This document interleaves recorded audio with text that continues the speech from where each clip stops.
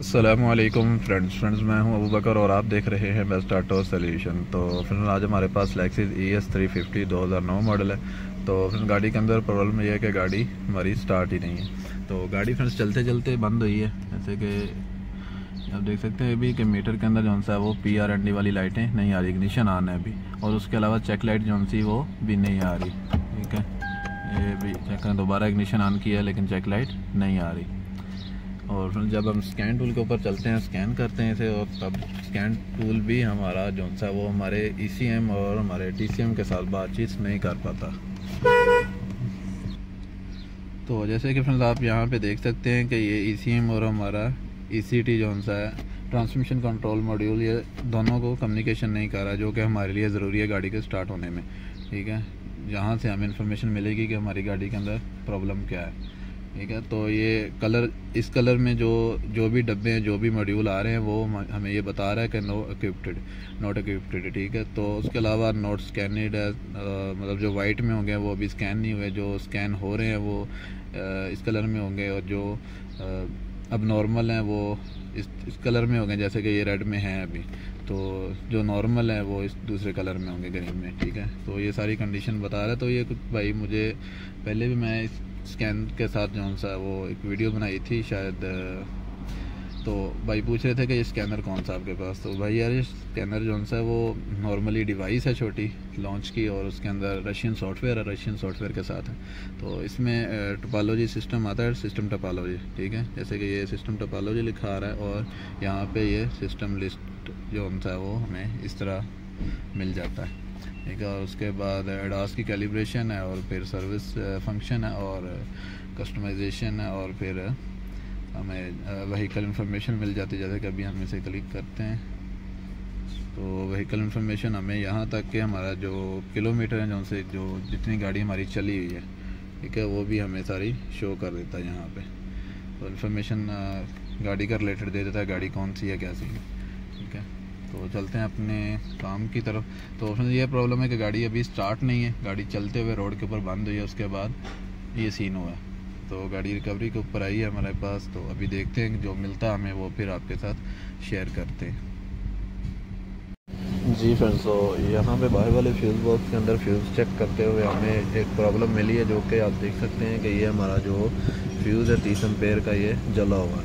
ठीक है, जैसे कि आप नीचे से भी इसे देख सकते हैं कि मुकम्मल तौर पे नीचे से भी ये काफ़ी डैमेज हुआ है, जला हुआ है। लेकिन ऊपर से चेक करने से जो सा वो सही बता रहा है। ठीक है, अभी इग्निशन ऑन है, ठीक है, जल रहा है, और दूसरी तरफ भी दोनों तरफ जल रहा है सही। तो लेकिन नीचे से जो सा वो सारा डैमेज हुआ है, यानी जो इसकी लेग है जहाँ पे जाके पॉइंट के साथ अटैच होती है, वो शायद वहाँ से वो सही से अटैच नहीं है, जिसकी वजह से हमारी गाड़ी चलते हुए बंद हुई है और अभी स्टार्ट नहीं आ रही, और चेक लाइट नहीं आ रही, और PND वाली लाइटें जो सी वो शो नहीं कर रहा। और ये फ्यूज़ जो सा आप चेक करें कि फ्यूज़ जो सा ये हमारा EFI मेन का है। ठीक है, EFI मेन 30 एम्पेयर।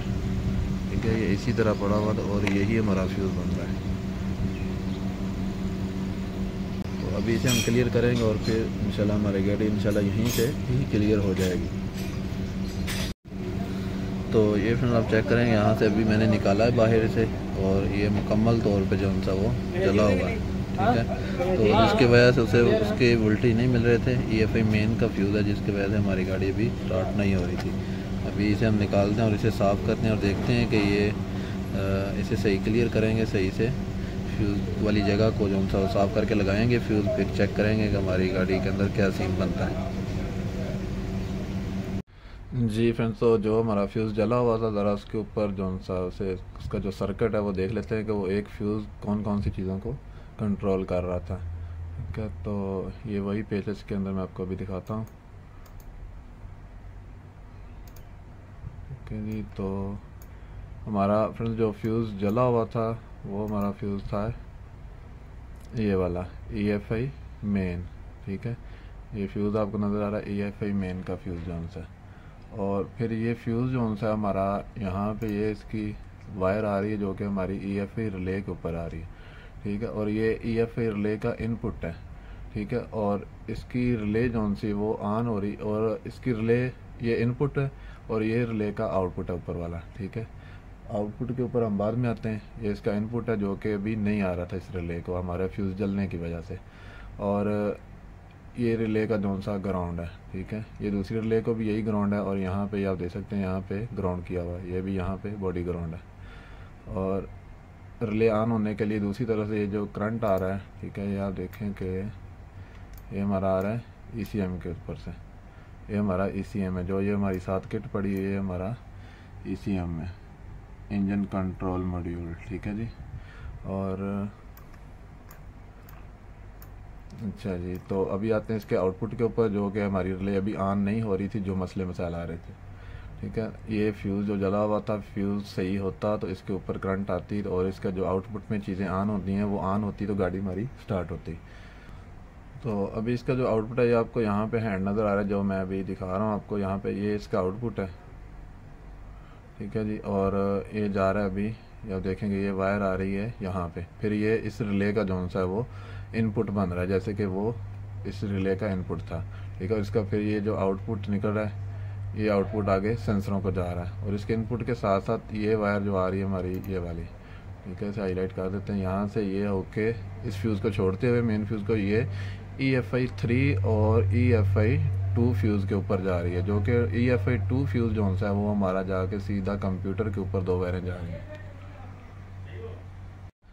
तो EFI 2 फ्यूज़ जो सा हमारा 15 एम्पेयर के फ्यूज़ यहाँ पे लगा हुआ, जो कि ये बाहर वाले फ्यूज़ बॉक्स के अंदर, ये मैं अभी बाहर जाके आपको दिखाता हूँ, ठीक है। जिसकी 2 वायरें निकली, दोनों वायरें जो कि हमारे कंट्रोल यूनिट के ऊपर जा रही हैं, ECM के ऊपर, ठीक है, जो आप ये देख सकते हैं, ठीक है, +B2 +B, ठीक है, दोनों रेड हैं।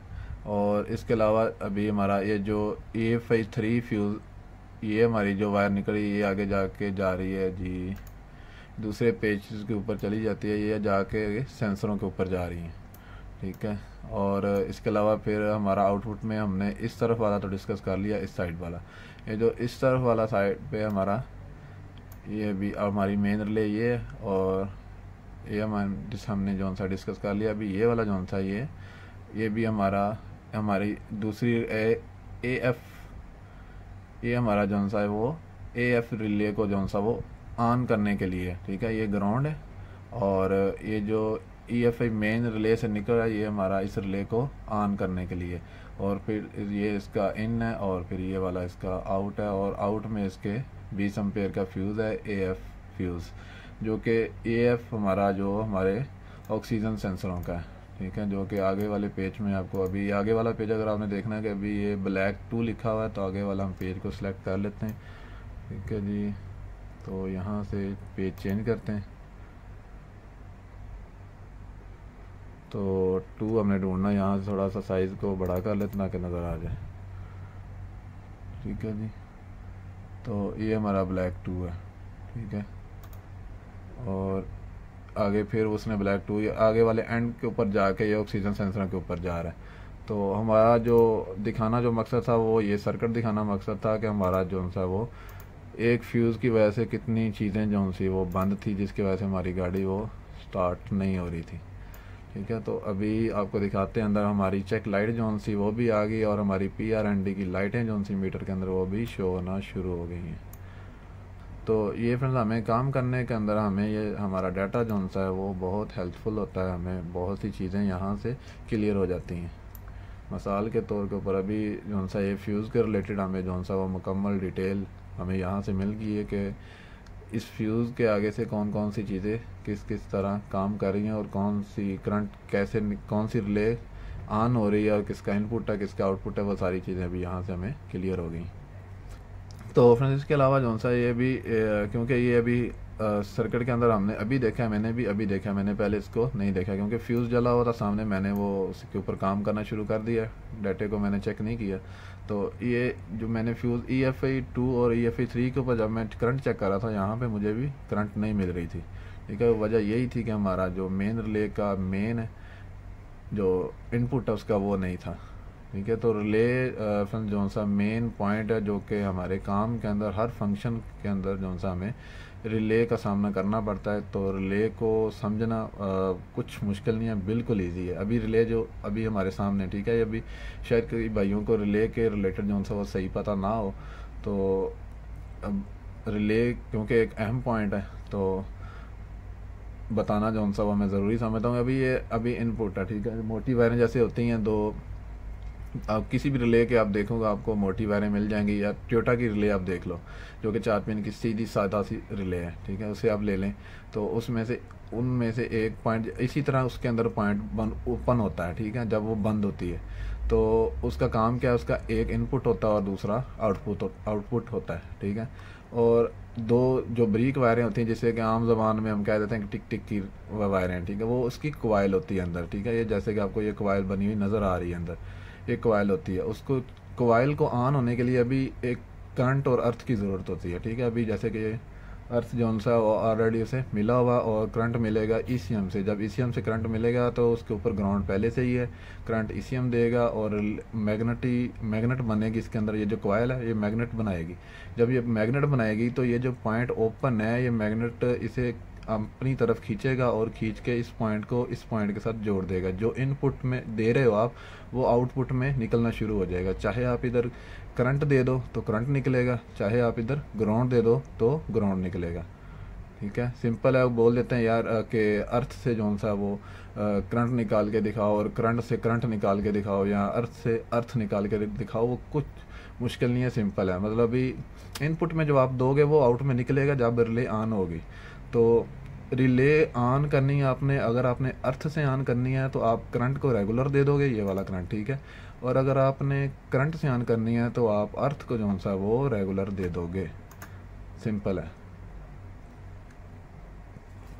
तो अभी फ्रेंड्स चलते हैं बाहर और गाड़ी के ऊपर आपको दिखाते हैं कि ये वाले फ्यूज़ भी अभी एक्टिव हैं और हमारी गाड़ी अभी अल्हम्दुलिल्लाह जो सी वो क्लियर है। जी फ्रेंड्स, तो अभी हम चेकिंग के लिए जो सा इस फ्यूज़ ये जो जला हुआ साइड पे करते हैं और ये वाला फ्यूज़ जो सा ये भी 30 एम्पेयर का ही है। तो यहाँ पे से लगाते हैं सरसरी एक बार और चेक करने के लिए कि हमारी गाड़ी अभी ओके होती है या फिर क्या सीन करती है। देखेंगे मैं जैसे ही लगा रहा हूँ तो मेन रिले इसकी बोल रही है ऑन होती है रिले, ठीक है। तो ऐसे लगा देते हैं यहाँ पे, ठीक है, और अंदर चेक करते हैं फिर कि हमारी चेक लाइट आ गई है और हमारे ईसीएम और टीसीएम के साथ कम्युनिकेशन हो रही है फिर अभी क्या सीन है।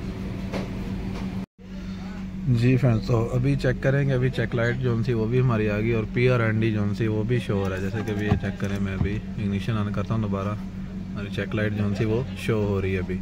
और उसके अलावा PRND की लाइटें जो सी वो भी सही चेंज हो रही है, ठीक है जी, सब ओके। अभी तो गाड़ी को करते हैं स्टार्ट अभी, लेकिन गाड़ी हमारी स्टार्ट भी हो गई, ठीक है। तो अल्हम्दुलिल्लाह गाड़ी हमारी स्टार्ट हो चुकी है। तो प्रॉब्लम जो थी वो आपके साथ डिटेल शेयर की है कि क्या प्रॉब्लम थी, किस वजह से गाड़ी स्टार्ट नहीं हो रही थी। तो फ्रेंड्स अभी चलते हैं स्कैन टूल के ऊपर और चेक करते हैं कि हमारे ECM और TCM के साथ जो उनसी कम्युनिकेशन हो रही है फिर क्या सीन है अभी। तो स्कैन टूल जो सा वो अटैच किया हुआ है मैंने,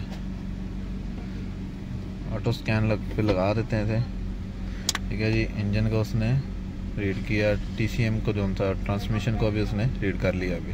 तो पहले जो सा थे इसके साथ कम्युनिकेशन, इन दोनों मॉड्यूलों के साथ कम्युनिकेशन नहीं हो रही थी।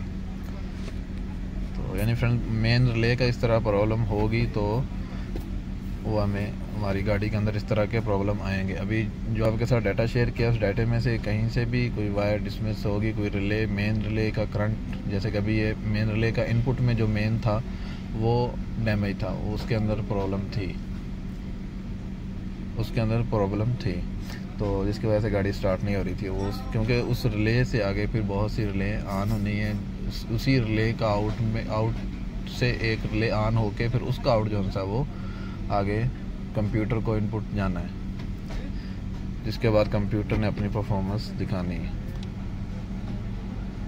ठीक है। तो अभी ये सब इरेज करते हैं सब DTC जोन से, लेकिन उससे पहले चेक कर लेते हैं कि हमें रिपोर्ट में क्या दे रहा है, रिपोर्ट के अंदर इंजन के अंदर क्या प्रॉब्लम है अभी। यहाँ से फ्लो जो सा वो इनटेक एयर टेम्परेचर, तो इसका शायद कपलर उतरा हुआ इसलिए दे रहा है उसका करंट में, उसके अलावा कुछ नहीं है। क्लियर है गाड़ी अभी हमारी।